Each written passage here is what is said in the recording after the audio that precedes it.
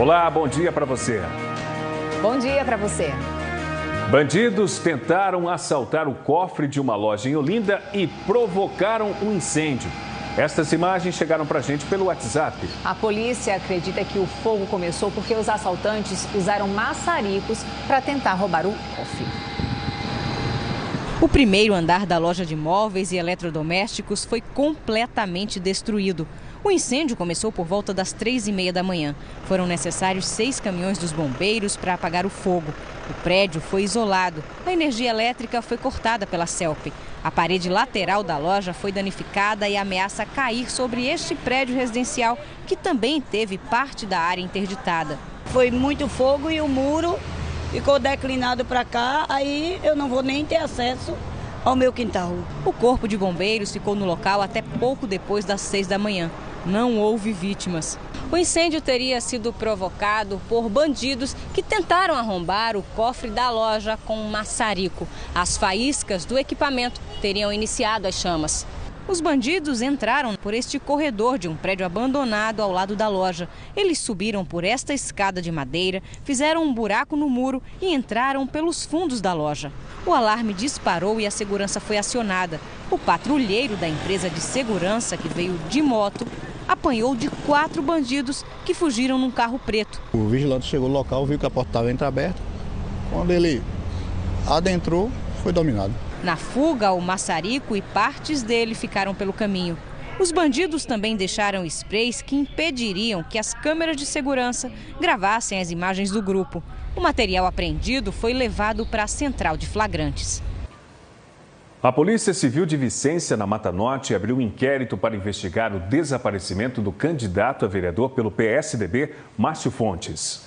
O candidato sumiu ontem e a Polícia Militar encontrou a moto dele, uma bolsa, um capacete e uma carteira com os documentos dele, numa via de acesso à Vicência. Não havia sinais de acidente no local. Hoje, pela manhã, eu conversei com o delegado responsável pelas investigações.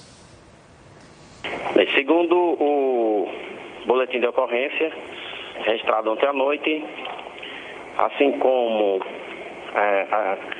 o teor das 2 ouvidas que acabamos de realizar, agora pela manhã, os tios da vítima, informaram que a vítima proferia um discurso muito áspero, em que denunciava algumas irregularidades de candidatos adversários, e os familiares acreditam que tenha sido em razão da aspereza dos discursos que o candidato tenha sofrido esse atentado. O celular dele desapareceu, apesar de que nós recuperamos o número, e a informação ontem à noite foi prestada à Polícia Militar, A Polícia Militar disse que estava em serviço nas proximidades do engenho e encontrou a motocicleta que pertence da vítima. Agora nós temos um pouco de paciência, de buscar uma linha de investigação, e tentar elucidar esse caso o mais rápido possível. No Recife, um casal foi baleado no bairro de Boa Viagem e correu para o estacionamento do Shopping Recife, de acordo com a Polícia Militar. Nós temos um vídeo que foi enviado para o WhatsApp da Globo Nordeste, mostrando quando uma das vítimas foi socorrida ontem à tarde. A mulher foi levada para o Hospital da Restauração, recebeu alta. O homem segue em observação no Hospital Otávio de Freitas. A Polícia Militar não informou quem atirou nas vítimas, nem o motivo do crime. Esse crime vai ser investigado pela Delegacia de Boa Viagem. O Shopping Recife confirmou o que aconteceu e informou que prestou os primeiros socorros às vítimas. E agora aqui no NE TV a gente abre espaço com dicas que ajudam a evitar prejuízo financeiro e também desperdício de água. Exato, a gente vai para uma casa lá no bairro do Pina, onde está Bruno Fontes. E aí a gente quer saber, Bruno, aqui o morador deve ficar atento para evitar então vazamento de água na cozinha, no banheiro. Boa tarde para você.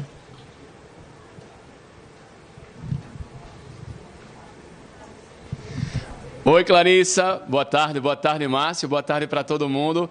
Exatamente, a gente vai mostrar, então, para evitar E logo nós estamos aqui na Rua Espadarte, em Brasília Teimosa. Eu estou aqui na casa de Dona Vivian Lapa, que já colocou, tem um guisadinho no fogo, feijão, macarrão, está fazendo a comida.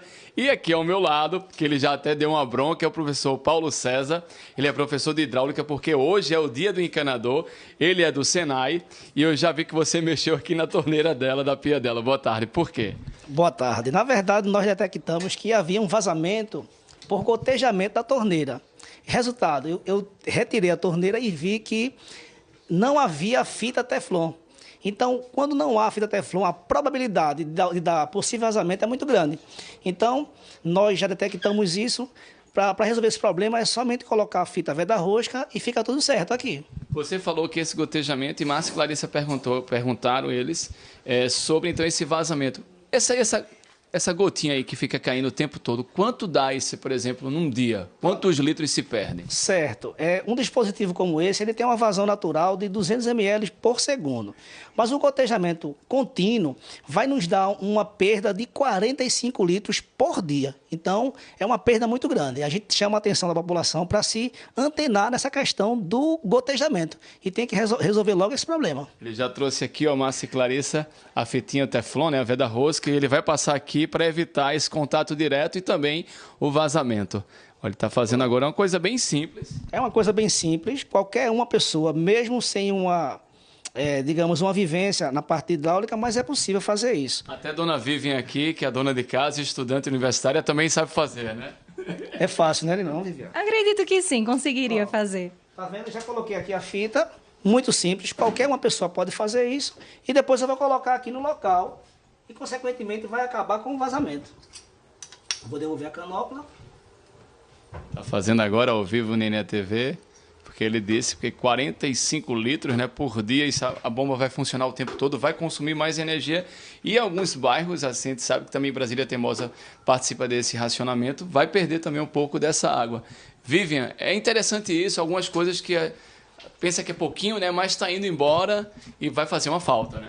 É verdade, confesso que me assustei quando ele falou o quantitativo de água que é perdido, né? 46 litros. Vou pedir então para o professor Paulo agora, professor de hidráulica, daqui a pouco ele termina isso, mas eu vou pedir para você passar aqui para o banheiro para mostrar uma outra situação. O banheiro é bem apertadinho, Robson vai na frente aqui com ele, vocês estão vendo, e ele falou que muitas vezes à noite aquela água fica pingando ali do chuveiro. O que é que pode ser isso, professor?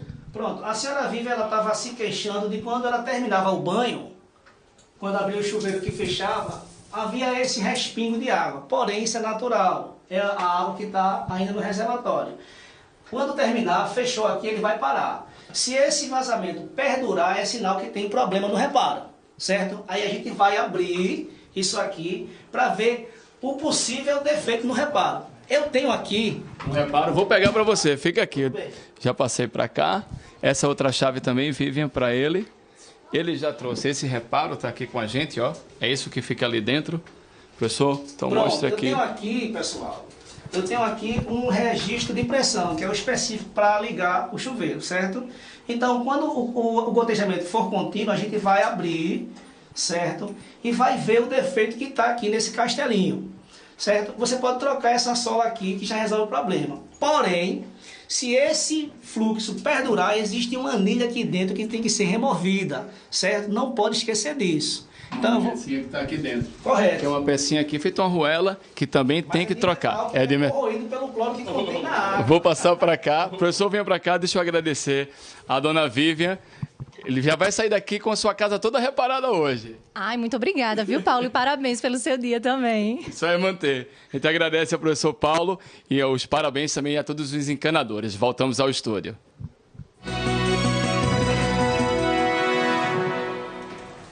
Saiu o resultado da terceira pesquisa do IBOP com as intenções de voto para prefeito do Recife. A pesquisa foi encomendada pela TV Globo e pelo jornal Folha de Pernambuco. A margem de erro é de 3 pontos percentuais para mais ou para menos. Vamos aos números comparando com as duas primeiras pesquisas do IBOP divulgadas nos dias 22 de agosto e 14 de setembro. Na primeira pesquisa, o candidato João Paulo do PT tinha 27% das intenções de voto. Na segunda, permaneceu com 27%. Agora, está com 29%. Na margem de erro, poderia ter de 26% a 32%. Geraldo Júlio, do PSB, tinha 26%. Na segunda pesquisa, foi para 38%. Agora está com 39%. Com a margem de erro, poderia ter de 36% a 42%. Daniel Coelho, do PSDB, tinha 11%. Na segunda pesquisa, foi para 13%. Agora está com 15%. Com a margem de erro, teria entre 12% e 18%. Priscila Krause, do DEM, tinha 8% na primeira pesquisa. Na segunda, apareceu com 4%. Agora está com 3%. Com a margem de erro, não chegaria a 1% ou teria 6%. Edilson Silva, do PSOL, estava com 4%. Ficou com 3% na segunda pesquisa. Agora está com 2%. Com a margem de erro, não chegaria a 1% ou teria 5%. Brancos e nulos eram 15%. Na segunda pesquisa, 10%. E agora, 8%. 6% não souberam ou não responderam à primeira pesquisa. Na segunda, este percentual ficou em 4%. E agora, 3%.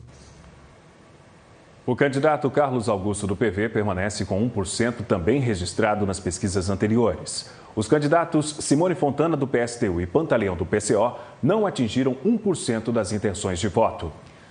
O Ibope fez 3 situações de segundo turno. Os candidatos escolhidos para esses cenários foram aqueles com intenções de voto mais altas na pesquisa do Instituto no dia 14 de setembro. A margem de erro é de 3 pontos percentuais para mais ou para menos.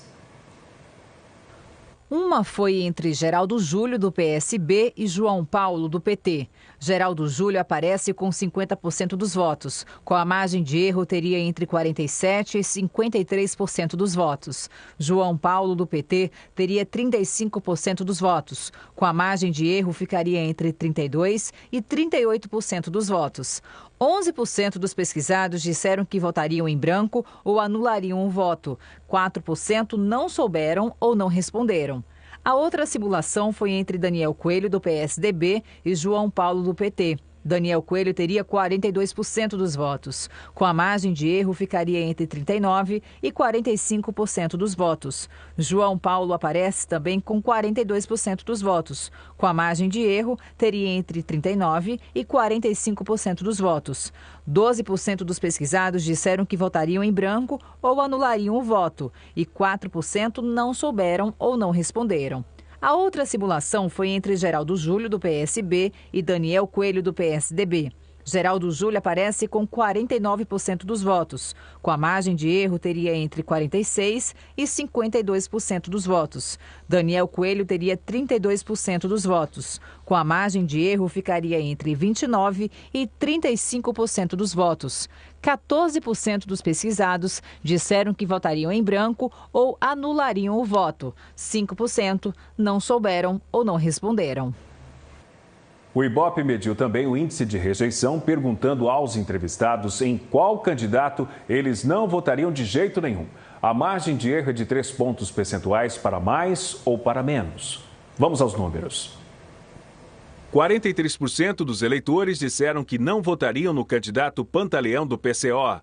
32% não votariam em João Paulo, do PT. 31% não votariam em Simone Fontana, do PSTU.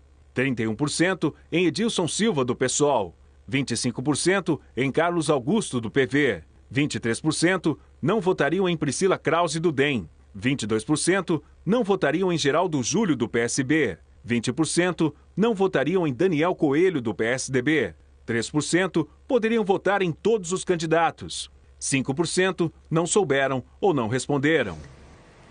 E o Ibope perguntou aos entrevistados como eles avaliavam a administração do prefeito Geraldo Júlio. 38% dos entrevistados disseram que a administração é ótima ou boa, 41% regular, 20% ruim ou péssima, 1% não soube avaliar. A pesquisa ouviu 1.001 eleitores entre os dias 22 e 25 de setembro. O nível de confiança é de 95%, que significa que, considerando a margem de erro, a chance do resultado retratar a realidade é de 95%.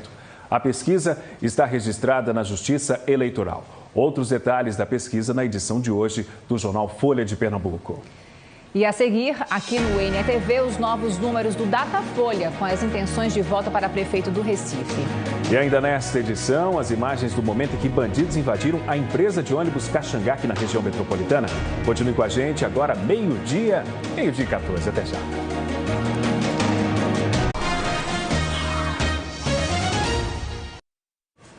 Estamos de volta com o resultado da 4ª pesquisa do Instituto Datafolha com as intenções de voto para prefeito do Recife. A pesquisa foi encomendada pela TV Globo e pelo jornal Folha de São Paulo. A margem de erro é de 3 pontos percentuais para mais ou para menos. Vamos aos números comparando com as duas últimas pesquisas do Datafolha, divulgadas aqui nos dias 26 de agosto, 9 e 22 de setembro. Na primeira pesquisa, o candidato João Paulo do PT tinha 32% das intenções de voto. Na segunda, ficou com 34%. Na terceira, foi para 29%. E agora está com 26%. Com a margem de erro, poderia ter de 23% a 29%. Geraldo Júlio, do PSB, tinha 28%. Na segunda pesquisa, foi para 36%. Depois, para 38%. Agora, permanece com 38%. Com a margem de erro, poderia ter de 35% a 41%. Daniel Coelho, do PSDB, tinha 10% na primeira pesquisa. Foi para 11% na segunda, para 13% na terceira e agora está com 14%.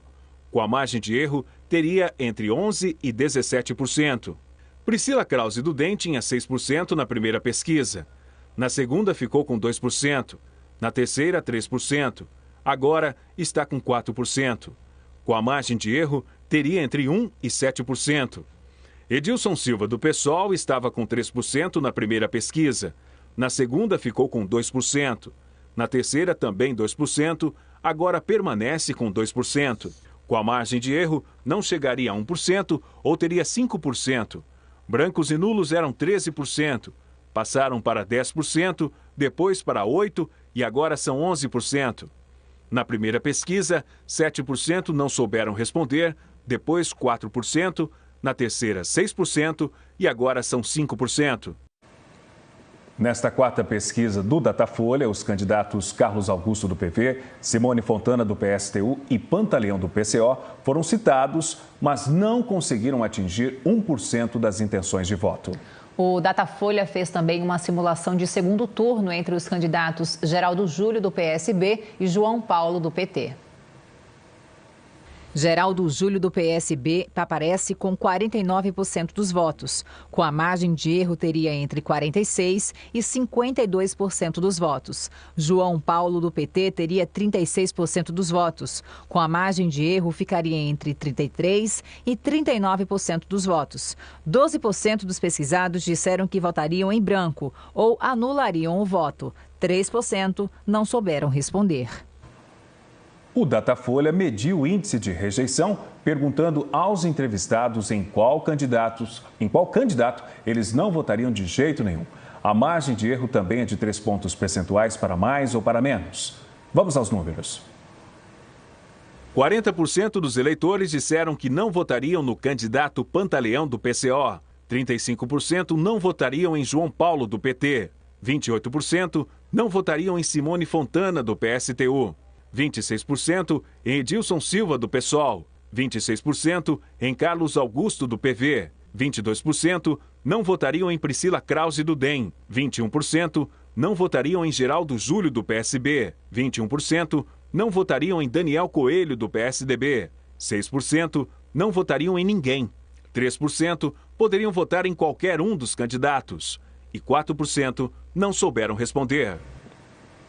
A pesquisa ouviu 1.024 eleitores ontem, 26 de setembro. O nível de confiança é de 95%. Isso significa que, considerando a margem de erro, a chance do resultado retratar a realidade é de 95%. A pesquisa está registrada na Justiça Eleitoral. Confira agora a agenda dos candidatos à Prefeitura do Recife. Carlos Augusto, do PV, não tem compromissos de campanha na tarde e na noite desta terça-feira. João Paulo, candidato do PT, às 8 horas da noite faz caminhada no Alto José do Pinho. Geraldo Júlio, candidato do PSB, às 6h30 da noite faz caminhada em Brasília Teimosa.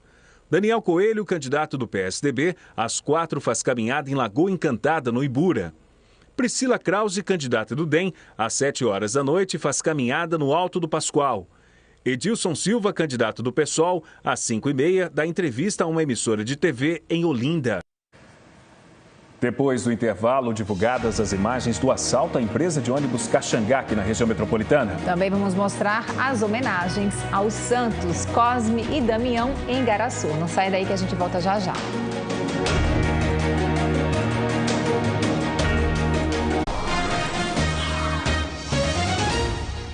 Estamos de volta com o NETV e a polícia divulgou hoje informações sobre a prisão de 5 pessoas acusadas de matar um casal para roubar um caminhão. A polícia disse que o chefe da quadrilha seria Amaro Maurício Alves, que já tinha sido genro da vítima. Amaro teria traído o ex-sogro, Manuel Luiz da Silva, para que ele rebocasse o carro de um amigo em Gravatá. No caminho, em Sairé, Amaro, Geison da Silva e Márcio Antônio da Silva teriam matado a vítima. O delegado contou que depois desse assassinato, Amaro teria voltado para o Recife e levado a mulher de Manuel para um canavial em Escada. Ana Patrícia da Silva também foi morta a tiros e teve o corpo queimado. Marcos Antônio da Silva e Azael Ferreira, outros 2 suspeitos, teriam trocado o caminhão de reboque roubado por 2 carros. Os 5 acusados estão presos. Eles se uniram, objetivando subtrair da vítima Manuel o seu automóvel, um caminhão, como também eles fizeram uso de cartões de crédito e cartões bancários. São perversos, são medonhos e por isso devem ser severamente responsabilizados pelos crimes que praticaram. E agora a gente tem imagens do momento em que bandidos invadiram a empresa de ônibus Caxangá no bairro de Peixinhos, em Olinda. Essas imagens podem ajudar a polícia a identificar os criminosos que participaram dessa ação. O assalto aconteceu na madrugada do último dia 19. De acordo com o delegado, 3 carros aproveitaram a entrada dos ônibus para ter acesso à garagem. Os bandidos encapuzados bateram com uma marreta na janela da guarita. Depois, um deles aparece com o rosto descoberto. Dentro, o vigilante, assustado, apagou a luz. O vigilante abriu a porta e foi rendido. A arma dele foi roubada. Por outra câmera, dá para ver 4 bandidos com uma escada entrando na sala onde fica o cofre. Eles acertaram a câmera de segurança. A polícia disse que nada foi roubado do cofre. Nós pedimos que popular, alguém que conheça o último elemento que ele aparece de cara limpa, que possa nos informar para que possamos pegar esse elemento, identificá-lo e aí a gente prende o resto da quadrilha. Informações pelo 3421-9595 diz que denúncia não precisa se identificar para repassar a informação. E olha, os motoristas que passaram pelo bairro da Madalena, no Recife, ontem à noite, foram convidados a protestar contra os recentes estupros registrados em Pernambuco. Nós recebemos imagens pelo WhatsApp, quando o sinal da Rua Real da Torre fechava, no cruzamento com a José Osório, um grupo usava uma faixa pedindo para que os motoristas buzinassem contra os crimes. Os manifestantes também penduraram calcinhas na calçada para alertar sobre os crimes contra a mulher. Policiais federais descobriram 36 mil pés de maconha numa fazenda no município de Pedra, no agreste do estado. A plantação foi queimada junto com 120 quilos de maconha prontos para o consumo. A PF informou também que o fazendeiro Marcos Aurélio de Paiva Leal e o agricultor Josian José da Silva foram presos em flagrante, acusados de tráfico de drogas. Ainda de acordo com a PF, o fazendeiro não tinha antecedentes criminais e vai responder pelo crime em liberdade. Já o agricultor tinha antecedentes criminais e foi levado para o presídio advogado Brito Alves, em Arco Verde. A polícia procura outras 4 pessoas suspeitas de envolvimento com o tráfico nessa região. Quando a Polícia Federal colocou o drone, percebeu que o sistema de irrigação dava a uma distância de 2 quilômetros, passava por vários poços para depois desaguar na fazenda desse suspeito. E desse roçado já estava sendo feito há aproximadamente 3 meses. No momento da abordagem, 4 conseguiu fugir, mas eles já estão identificados. Agora uma informação para quem precisa dos serviços da Defensoria Pública da União no bairro da Boa Vista, no Recife. O atendimento ao público está suspenso por causa de um incêndio no último sábado. O fogo atingiu a central de informática e telefonia. O trabalho administrativo também está suspenso. Ainda não há previsão de retorno das atividades. A Defensoria Pública da União defende o cidadão em processos cíveis ou criminais na Justiça. Ela ainda oferece assistência jurídica extrajudicial em casos que envolvem órgãos da administração pública federal. E olha, foram divulgados agora há pouco os números do IDEP, que é o Índice de Desenvolvimento da Educação Básica de Pernambuco. A cerimônia foi no Palácio do Campo das Princesas e teve a participação do governador Paulo Câmara. Durante o evento foi anunciada a escola que teve a melhor colocação no ensino médio. E essa escola é de Orobó, no Agreste, onde está Pedro Lins. Pedro, boa tarde, que festa!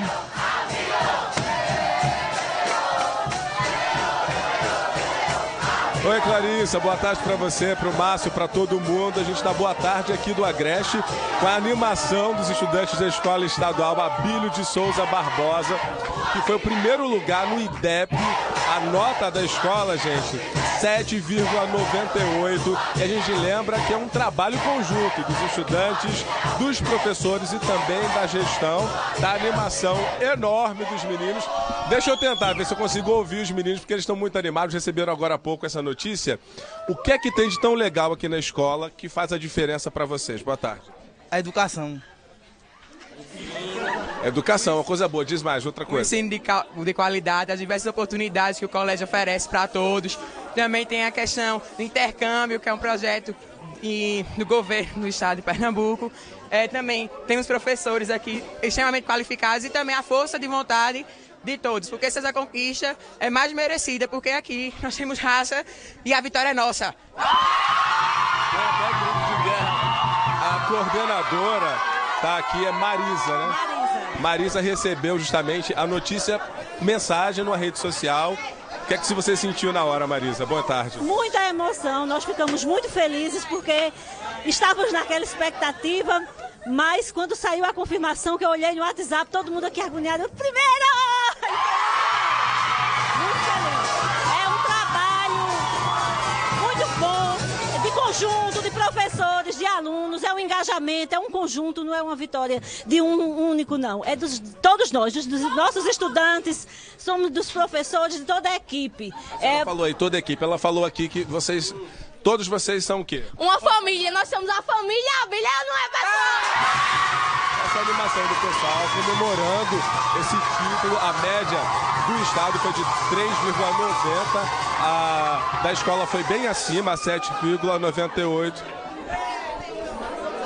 Em segundo lugar ficou a escola Dario Gomes de Lima, com 7,20, uma escola que é de Flores. Em terceiro lugar, a escola Professor Antônio Pedro de Aguiar, que é também daqui de Orobó, teve 6,98. Então, duas escolas, então, de Orobó recebendo esse título de IDEP. As escolas que são do interior do estado, muita festa por aqui ainda. Márcio e Clarissa.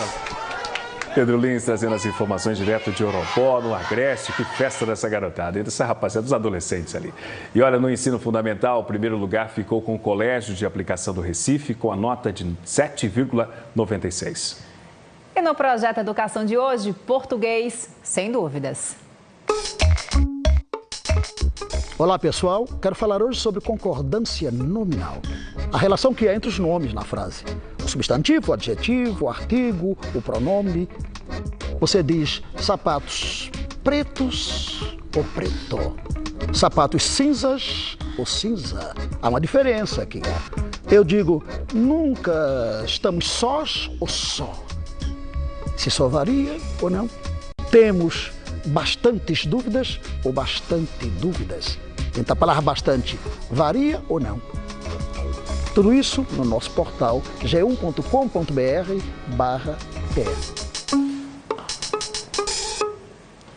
Falar agora de festa de aniversário, porque Igaraçu está completando 481 anos e também se comemora o dia dos Santos Cosme e Damião. Pois é, eles são os padroeiros lá de Igaraçu e logo cedo a igreja ficou lotada. A Igreja Matriz é considerada a mais antiga do Brasil e hoje está em festa pelo aniversário da cidade e dos santos Cosme e Damião, padroeiros de Igaraçu. Hoje é feriado no município. Fiéis de outros locais também vieram prestigiar. Isso é uma coisa bonita, né? Abrir as portas da igreja para que as pessoas possam vir e de alguma forma ser tocadas pela presença de Deus. Dona Maria do Carmo veio de Paulista com os parentes. Fervorosa, agradecendo a Deus em primeiro lugar e a São Cosme e Damião por todas as bênçãos derramadas, não só pela nossa família, mas por toda a cidade de Igaraçu. Dona Maria José disse que a ligação dela com os padroeiros da cidade vem de família. Minha mãe teve um casal, né, Cosme e Damiana. Aí sempre eu venho, né, que eu acho lindo, Cosme e Damião, aí sempre eu vinha para missa. Simone faz questão de incentivar o filho Miguel no caminho da fé. Para que ele também conheça a história dos Cosme e Damião, que é os padroeiros de Igaraçu, e que ele possa conhecer, ser um devoto também. As missas começaram às 5 horas da manhã. A das 7 foi celebrada pelo Padre Antônio.